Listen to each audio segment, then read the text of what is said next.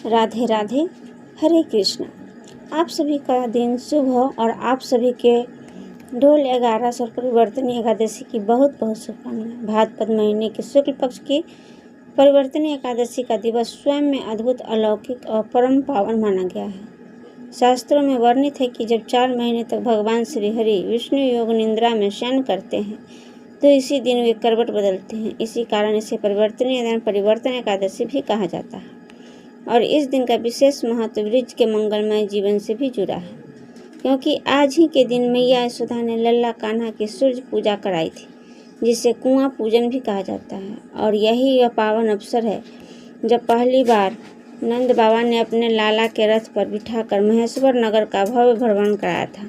इसलिए यह तिथि केवल व्रत और पूजन की ही नहीं बल्कि भगवान के जीवन से जुड़े स्मरणीय उत्सवों का भी प्रतीक बन गई है।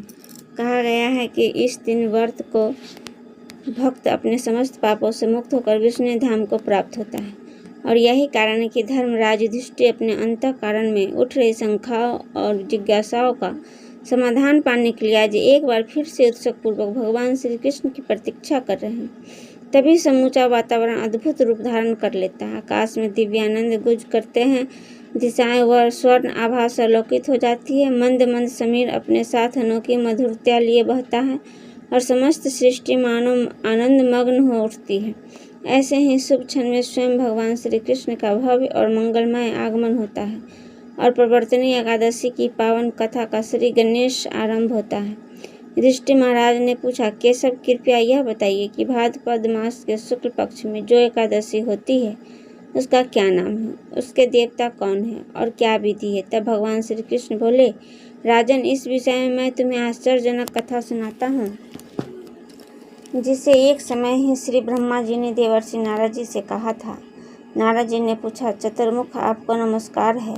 मैं भगवान विष्णु की आराधना के लिए आपके श्रीमुख से यह सुनना चाहता हूँ कि भाद्रपद मास के शुक्ल पक्ष में कौन सी एकादशी होती है। तब श्री ब्रह्मा जी ने कहा, मुनिश्रेष्ठ, तुमने लोकहित के लिए यह बहुत उत्तम बात पूछी है। क्यों न हो, वैष्णव जो ठहरे भादो के शुक्ल पक्ष की एकादशी परिवर्तनीय के नाम से विख्यात है। उस दिन भगवान श्री ऋषिकेश की पूजा की जाती है और यह उत्तम व्रत अवश्य करने योग्य है।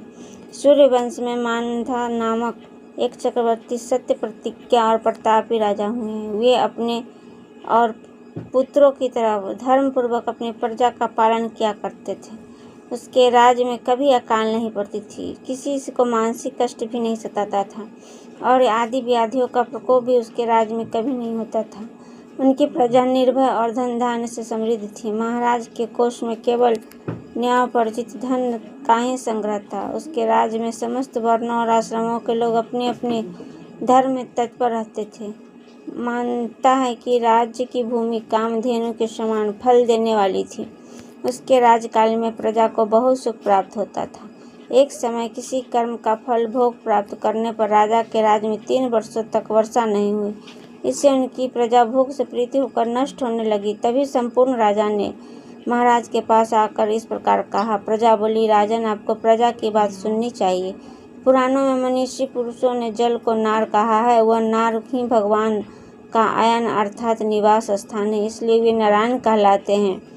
नारायण स्वरूप भगवान विष्णु सर्वत्र व्यापक रूप में विराजमान है। वे ही मेघ स्वरूप होकर वर्षा करते हैं। वर्षा से अन्न पैदा होता है और अन्न से प्रजा जीवन धन धारण करती है। राजन, इस समय अन्न के बिना प्रजा का नाश हो रहा है, अतः ऐसा उपाय कीजिए जिससे हमारी योगक्षेम का निर्वाह हो। राजा ने कहा, आप लोग का कहना सत्य है, क्योंकि अन्न से ब्रह्मा कहा गया है। अन्न से प्राणी उत्पन्न होते हैं और अन्न से ही जगत जीवन धारण करता है। लोक में बहुधा ऐसा सुना जाता है कि पुराण में भी बहुत विस्तार के साथ ऐसा वर्णन कि राजाओं के अत्याचार से प्रजा की पीड़ा होती है, किंतु जब मैं बहुत सोच विचार करता हूँ तो मुझे अपना किया हुआ कोई भी अपराध नहीं दिखाई देता कि मैं प्रजा का हित करने के लिए पूर्ण प्रयास करूँगा। ऐसा निश्चय करके राजा मांधाता ने कुछ गिने चुने व्यक्तियों को साथ लेकर विधाता को प्रणाम करके संगन वन की ओर चल पड़े। वहाँ जाकर मुख्य मुनियों और तपस्वियों के आश्रम पर घूमते फिरे। एक दिन उन्हें ब्रह्मपुत्र अंगिरा ऋषि के दर्शन हुए। उन पर दृष्टि पड़ते ही राजा हर्ष में भरकर अपने वाहन से उतर पड़े और इंद्रियों को बस में रखते हुए दोनों हाथ जोड़कर उन्हें मुनि के चरणों में प्रणाम किया। मुनि ने भी स्वास्तिकी कहकर राजा का अभिनंदन किया और उनके राज के 7 अंगों की कुशलता ही पूछी। तब राजा ने अपनी कुशलता बताकर मुनि को स्वस्थ समाचार पूछा। मुनि ने राजा को आसन और अर्घ्य दिया। उन्हें ग्रहण करके जब वह मुनि समीप बैठे तो मुनि ने राजा से आगमन का कारण पूछा। तब राजा कहने लगे, हे भगवान, मैं धर्मानुकूल प्रणाली से पृथ्वी का पालन कर रहा था, फिर भी मेरे राज्य में वर्षा का अभाव हो गया। इसका क्या कारण है मुनिवर? इस बात में कोई नहीं जानता। ऋषि बोले, राजन, सब युगों के उत्तम का सतयुग है। इसमें सब लोग परमात्मा का चिंतन में लगे रहते हैं और इस समय धर्म अपने चारों चरण में युक्त होता है। इस युग में केवल ब्राह्मण ही तपस्वी होते हैं, दूसरे लोग नहीं। किंतु महाराज, तुम्हारे राज्य में एक ही शूद्र तपस्या कर रहा है, पानी नहीं बरसाते। तुम इसके प्रति यत्न करो जिससे यह अनावृष्टि का दोष शांत हो जाए। राजा ने कहा, मुनिवर, एक तो वह तपस्या में लगा है, दूसरे वह निरपराध है, अतः मैं उसका अनिष्ट नहीं करूँगा। आप उस दोष को शांत करने वाले किसी धर्म का उपदेश कीजिए। ऋषि बोले, राजन, यदि ऐसा बात है तो एकादशी व्रत का व्रत करो। भाद्रपद मास के शुक्ल पक्ष में जो भी प्रवर्तनी नाम से विख्यात एकादशी होती है, उसके व्रत के प्रभाव से निश्चय ही उत्तम दृष्टि होने लगेगी। राजन, तुम अपनी प्रजा और परिजनों के साथ इसका व्रत करें। तब ऋषि को यह वचन सुनकर राजा ऋषि को प्रणाम करके अपने महल वापस लौट आए। फिर उन्होंने चारों वर्णों के समस्त प्रजा के साथ भादों के शुक्ल पक्ष की एकादशी का व्रत किया। इस प्रकार व्रत करने पर मेघ पानी बरसाने लगे, परंतु जल से परिपूर्ण हो गई और हरी भरी खेती से सुशोभित होने लगी और इस व्रत के प्रभाव से सभी लोग सुखी हो गए। भगवान श्री कृष्ण धर्मराज से कहते हैं, राजन, इस कारण इस उत्तम व्रत का अनुष्ठान अवश्य करना चाहिए। प्रवर्तनी एकादशी के दिन जल से भरे हुए घड़े को साफ सफेद वस्त्र से ढककर दही और चावल के साथ ब्राह्मण को दान देना चाहिए। साथ ही छाता और जूता भी देना चाहिए। दान करते समय इस प्रकार के कहना चाहिए कि बुधवार और श्रवण नक्षत्र के योग युक्त द्वादशी के दिन बुध श्रवण नाम धारण करने वाले भगवान गोविंद, आपको नमस्कार है, आपको नमस्कार है। मेरी पाप राशि का नाश करके आप मुझे सभी प्रकार के सुख प्रदान करें। आप पुण्यात्मा जनों को भोग और मोक्ष प्रदान करने वाले तथा सुखदायक राजन, इसके पढ़ने और सुनने मात्र से मनुष्य सब पापों से मुक्त हो जाता है। इस प्रकार जब भगवान श्री कृष्ण ने धर्मराज युधिष्ठिर की प्रवर्तनी एकादशी का व्रत महात्म्य सुनाया, तब धर्मराज के हृदय की सारी शंकाएं शांत हो गई। उनके चेहरे पर संतोष और भक्ति का तेज झलकने लगा। युधिष्ठिर महाराज हाथ जोड़कर बोले, नाथ, आपने आज मेरे मन के सभी संदेह को दूर किए हैं, मुझे धर्म का सार समझाया और एकादशी का अद्भुत महत्व भी बताया है। अब यह व्रत मैं और मेरे समस्त भाई अत्यंत श्रद्धा से अवश्य करेंगे। ऐसा कहकर युधिष्ठिर महाराज ने भगवान श्री कृष्ण के चरणों में प्रणाम किया और उसी समय भीम, अर्जुन, नकुल और सहदेव भी वहां उपस्थित होकर कथा श्रवण से धन्यधान हुए और सभी ने व्रत करने का संकल्प लिया। सभा में उपस्थित महारानी द्रौपदी और महल की अन्य स्त्रियां भी हर्ष और भक्ति से भर उठी। उसी पावन क्षण में समस्त राजमहल में जैसे दिव्य प्रकाश फैल गया।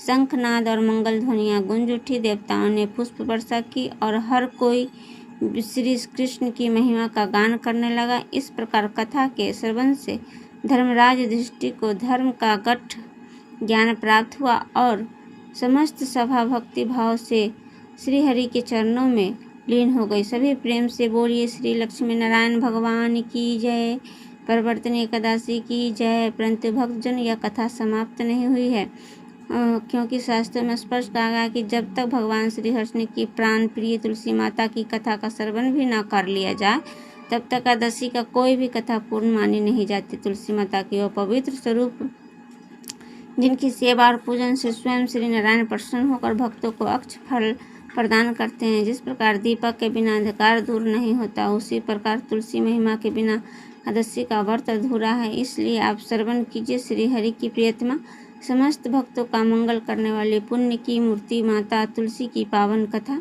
एक बार की बात है, भगवान श्री राम और माता सीता जी अपने 14 वर्ष के वनवास के दौरान चित्रकूट में आराम कर रहे थे। तब तुलसी माता ने मिलने वाले पुण्य फलों के बारे में वे आपस में बात कर रहे थे। बातों ही बातों में माता सीता जी के मन में कुछ प्रश्न उठे तो उन्हें भगवान श्री राम से कहा, हे प्रभु, मेरे मन में कुछ प्रश्न उठ रहे हैं जिनके उत्तर जानने के लिए मेरा मन बेचैन हो रहा है।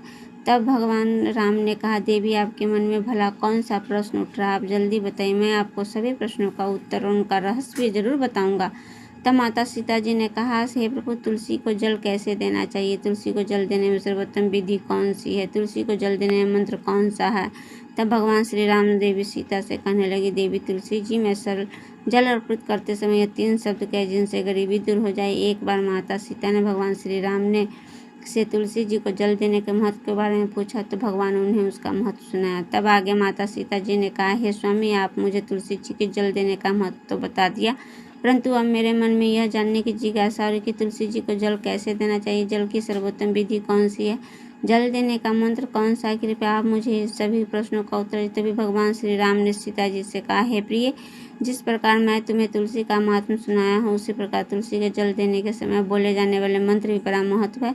यह मंत्र केवल 3 शब्दों का है, परंतु इसका प्रभाव बहुत ही चमत्कारी है। जो भी मनुष्य नित्य तुलसी को जल देते हैं, केवल मुख या 3 शब्द बोल देता है, उसे साक्षात लक्ष्मी के घर में प्रवेश करती है और उसकी दरिद्रता दूर हो जाती है, उसे धन धान की प्राप्ति होती है। देवी का मंत्र को बताने से पहले मैं आपको तुलसी का इस मंत्र का महत्व भी बता दिया हूँ। इस मंत्र को सुन लेने से मात्र ही मनुष्य का समस्त पाप को नष्ट हो जाते हैं और उसे कई वर्षों तक तुलसी के जल पुण्य की प्राप्ति होती है। इसलिए देवी, आप भी इस कथा को ध्यानपूर्वक जरूर सुनिएगा। तब माता सीता जी ने कहा, हे प्रभु, मैं इस कथा को पूरा अवश्य सुनूंगी, कृपया आप मुझे तुलसी के मंत्र का महत्व सुनाइए।